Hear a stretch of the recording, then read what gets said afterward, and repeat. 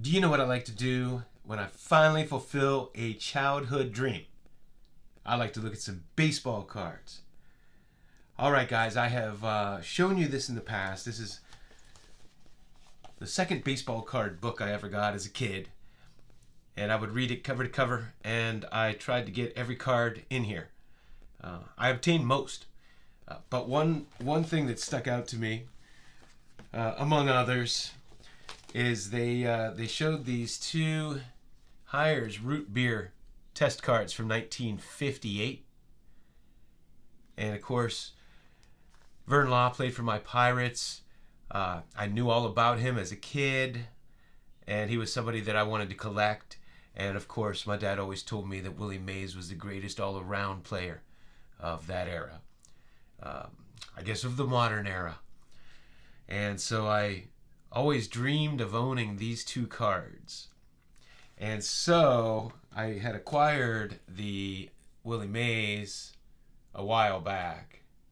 And today I fulfill my dream of owning both of these because I picked up a beautiful copy of the Vernon Law.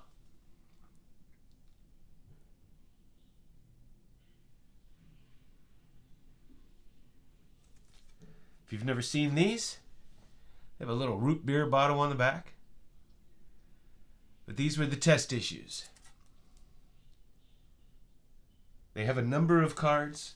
A Bob Friend is another one I'd like to get. So I might work on getting the whole set together. These are two of the better ones. Of course, Willie Mays is by far and away the top test card.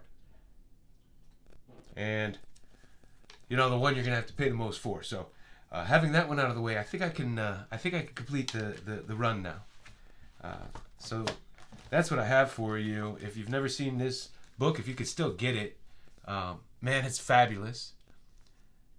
Just used to look at this constantly as a kid, and mine, I'd like to get another copy, to be honest with you, because mine has, I don't know, I spilled something on it as a kid. You can see some staining here. I probably spilled a Coke.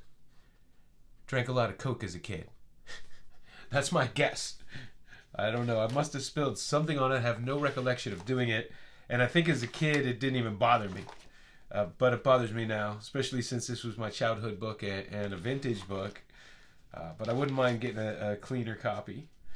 And, of course, this is where I learned about my dream card that I'm an idiot for not getting a long time ago. Now everybody and their brother wants one, and they keep driving the darn prices up on me. Should have got one a long time ago. It was very attainable. But, I did acquire that one. This shows some of the rare cards. Of course, the Honus Wagner, McGee, Eddie Plank. So that Gehrig, I was always enamored with after seeing it here. And this was another, this Ruth too. That's a dream card of mine. Few different companies issued that. But I always loved that card. But I'm reminiscing here. Just love this book. This was the first time I ever saw a Briggs meat. As a kid, I didn't even realize those were hot dogs. I always thought it was an orange juice. And I got this. Acquired that. I acquired this Bobby Shantz. Have the Johnny Sane too, and of course all of those. What a great book. I got the Bell brand, not those, but I do have Bell brand represented. I have these. That's the rarest of the Ted Williams, 1959. It's a short print. Got to probably pay somewhere to $700-800 for one. And I got one of these this year. And of course, I think I have that. I have the whole set, I think.